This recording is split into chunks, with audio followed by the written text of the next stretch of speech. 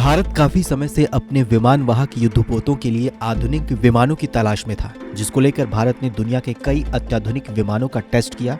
भारत के इस टेस्ट में अमेरिका के सुपर हॉर्नेट, फ्रांस के राफेल एम समेत कई विमानों ने हिस्सा लिया। कई राउंड के परीक्षणों के बाद भारत ने फ्रांस के राफेल एम को अपनी नौसेना में शामिल किया है। नौसेना अपने बेड़े में पुराने पड़ चुके रूस के 43 फाइटर जेट्स MiG-29K और MiG-29KUB को हटाकर नई पीढ़ी के विमानों को शामिल करने वाली है, जिसको लेकर भारत ने फ्रांस के राफेल एम को चुना है।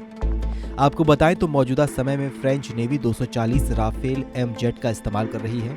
फ्रांस की कंपनी दसॉल्ट ने साल 1986 में इस लड़ाकू विमान का निर्माण शुरू किया था।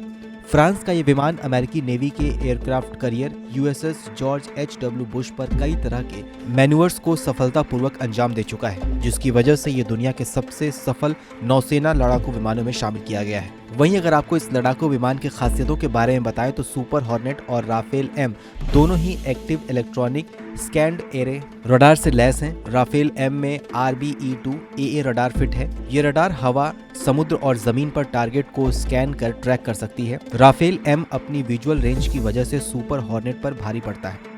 जहां सुपर हॉर्नेट सिर्फ 25,000 फीट तक ही कारगर है, तो वहीं राफेल एम 35,000 फीट की ऊंचाई पर भी हर मिशन को सफलतापूर्वक अंजाम दे सकता है।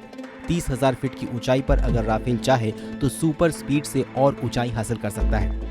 आपको बताएं तो भारतीय नौसेना के पास इस समय नया एयरक्राफ्ट करियर INS विक्रांत है और एक पुराना INS विक्रमादित्य है। INS विक्रमादित्य सोवियत संघ का कीव क्लास का एयरक्राफ्ट करियर है, जिसका आधुनिकीकरण भारत में किया गया है। ऐसे में अगर भारतीय नौसेना की तुलना पाकिस्तान और चीन से करें तो भारत की ताकत के आगे पाकिस्तान कहीं भी नहीं टिकता।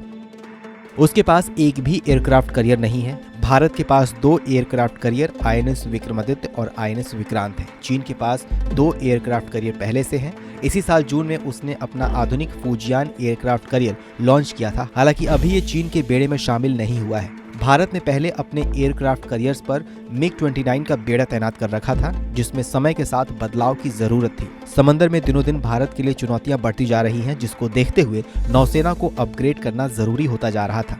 माना जा रहा है कि राफेल एम विमानों के नौसेना में शामिल हो जाने से समंदर में भारत की ताकत में बड़ा इजाफा होने जा रहा है। बहरहाल हमारी इस खबर को लेकर आपकी क्या राय है, हमें कमेंट सेक्शन में जरूर बताइए। बाकी देश और दुनिया की अन्य बड़ी खबरों के लिए देखते रहिए आज तक डिजिटल।